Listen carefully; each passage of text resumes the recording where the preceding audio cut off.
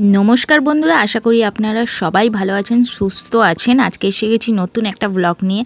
আজ হচ্ছে আমার জন্মদিনের একটা পুজো দিতে যাচ্ছি।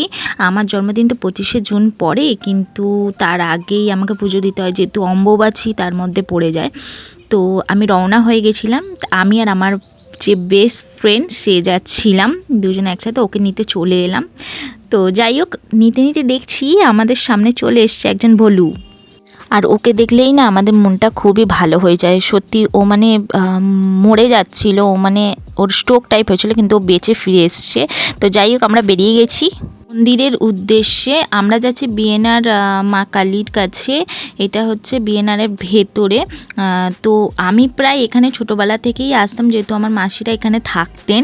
তো সেই দ্বারা আমি এটা জানতে পারি, মানে আমার মায়ের কাছে আমি প্রায় আসতাম। আমার মানে এই মা খুবই ক্লোজ, যেরকম আমার দক্ষিণেশ্বরের মা ক্লোজ, সেই রকমই মা খুব ক্লোজ। আর এই যে মন্দির, যেহেতু ভিডিও করার নিয়ম নেই তাই বাইরে দিয়ে দেখালাম।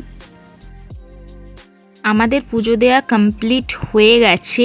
এবার আমি দেখাচ্ছি আপনাদের, এবার গঙ্গার দিকটা দেখাচ্ছি। গঙ্গাটা মানে সব মানে একই সাথে মিশেছে, গার্ডেন রিচ সব একই সাথে, যে আপনারা দেখেন হাওড়া ব্রিজ যে গঙ্গা সব।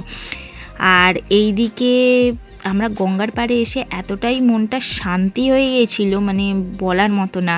পুজো দেওয়ার পর তো শান্তি হয়, কিন্তু মানে মনটা খুবই শান্ত ছিল আর খুবই ভালোও লাগছিল। এত সুন্দর গঙ্গা দেখে। আর জোয়ার ছিল না, ভাটা ছিল, কিন্তু জোয়ারটা আসছিল। আর ওই যে দূরে দেখছেন একটা নৌকা আসছে, ওই নৌকাটা ওই দিকে যাচ্ছিল, হাওড়ার দিকে যাচ্ছিল।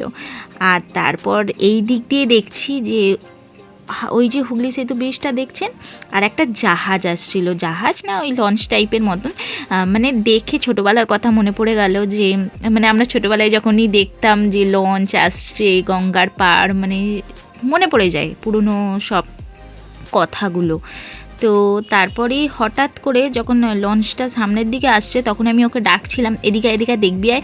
ওইদিকে মানে একটা পতাকা ছিল, ওটা বাংলাদেশের পতাকা ছিল, বাংলাদেশ আর একটা ইন্ডিয়া। তো আমি ওকে দেখিয়ে মানে ডাকছিলাম, দেখবি দেখবি সামনে বাংলাদেশের পতাকা আর ওই সাইডে ইন্ডিয়ার পতাকা। তো দেখে মনটা খুব খুশি হচ্ছিলো যে এটাও হয়তো ওখান থেকেই আসছে, মানে যেন মন খুশি হয়ে যায়।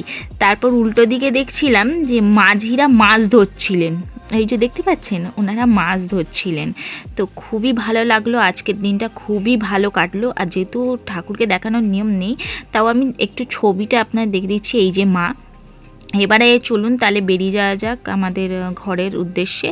আর এই যে আমরা মন্দির থেকে বেরিয়ে এই যে দৃশ্যটা দেখছেন, এত সুন্দর নিরীহ, মানে এত শান্ত পরিবেশ, খুবই ভালো লাগছিল। মানে শান্ত পরিবেশে আসলে মানে মনটা সত্যি শান্ত হয়ে যায়। আজকের দিনটা খুবই ভালো গেছে। আর এই একটা পার্ক, আর এখানে দেখছিলাম পাখিগুলো মানে ঝগড়া করছিল। অ্যাকচুয়ালি আমি জানি না এই পাখিগুলোর নাম কি, কিন্তু মানে এত ঝগড়া করছিল, বোঝা যায় যে ঝগড়া কিচিরমিচির করছে। তো আমরা বাস ধরে রওনা দিয়ে চলে এলাম আমাদের ঘরে উদ্দেশ্যে। এই হাঁটছি, এবার ও চলে যাবে ওর ঘরে আর আমি চলে এলাম আমার ঘরে। এবার আমি আপনাদের দেখাবো আমাদের বাড়ির সামনে একটা মন্দির তৈরি হচ্ছে। এই যে মন্দিরটা দেখতে পাচ্ছেন, এটাও কালীমার মন্দির তৈরি হবে। অনেক বছর ধরেই হচ্ছে, এই বছর মনে হয় উদ্বোধন হতে পারে বা পরের বছর। তো যাই হোক, আমি এসে দেখাচ্ছি যে কি কি কিনলাম। আমি একটা চুপাচুপস কিনে এনেছি, আর দুটো পেন কিনে এনেছি, আর দুটো ক্লিপ কিনে এনেছি, যেহেতু আমার বড় মাসি আসবে। তো আমাকে বলছে দুটো ক্লিপ কিনে রাখবি আমার জন্য। আর এই চুপাচুপসটা আমার খুব ফেভারিট। তো আজকের ব্লগটা এখানেই শেষ করছি। আপনারা সবাই ভালো থাকবেন, সুস্থ থাকবেন।